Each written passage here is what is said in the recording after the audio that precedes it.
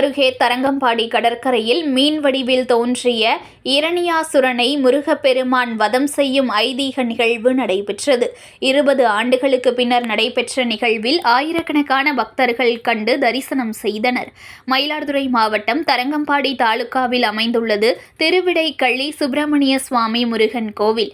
இக்கோவில் அறுபடை வீடுகளுக்கு இணையான தலமாகவும் சோழநாட்டு திருச்செந்தூர் என்று போற்றப்படுகிறது. திருச்செந்தூரில் முருகப்பெருமான் சூரனை வதம் செய்த பின்னர் மாயையால் தரங்கம்பாடி கடலில் மறைந்திருந்த சூரனின் இரண்டாவது மகனான இரணியாசுரனை வதம் செய்து சாபதோஷம் ஏற்பட திருவிடைக்கள்ளி தலத்தில் முருகப்பெருமான் சிவனை பூஜித்து தனக்கு ஏற்பட்ட சாபதோஷம் நீங்க பெற்ற தலமாக திகழ்ந்து வருகிறது. அருணகிரிநாதரின் திருப்புகழில் போற்றி புகழப்பட்டுள்ள இக்கோவில் முருகப்பெருமானும் சிவபெருமானும் ஒன்று என்ற தத்துவத்தில் அமைக்கப்பட்டுள்ள ஒரே திருத்தலமாகும். இங்கு சிவபெருமானும் முருகப்பெருமானும் ஒரே கருவறையில் எழுந்தருளி உள்ளதால் முருகப்பெருமான் சிவஸ்வரூபமாக காட்சியளிக்கிறார்.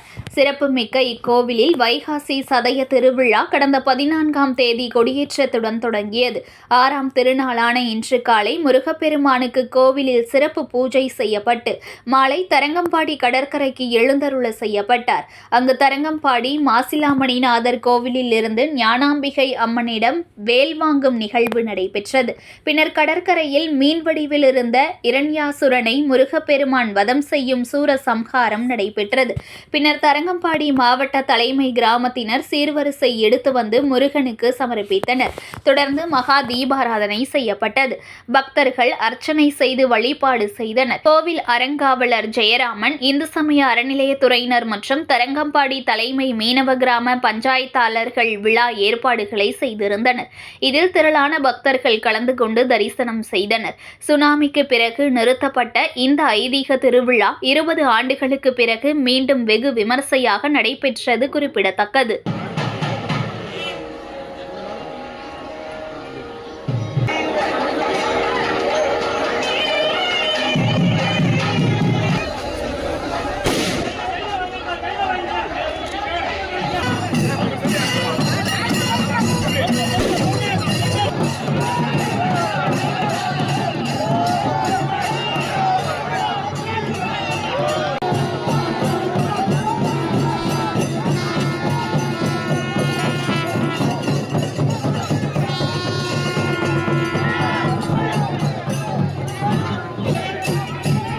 பிறகு நமக்கெல்லாம் காட்சி தருவதற்காக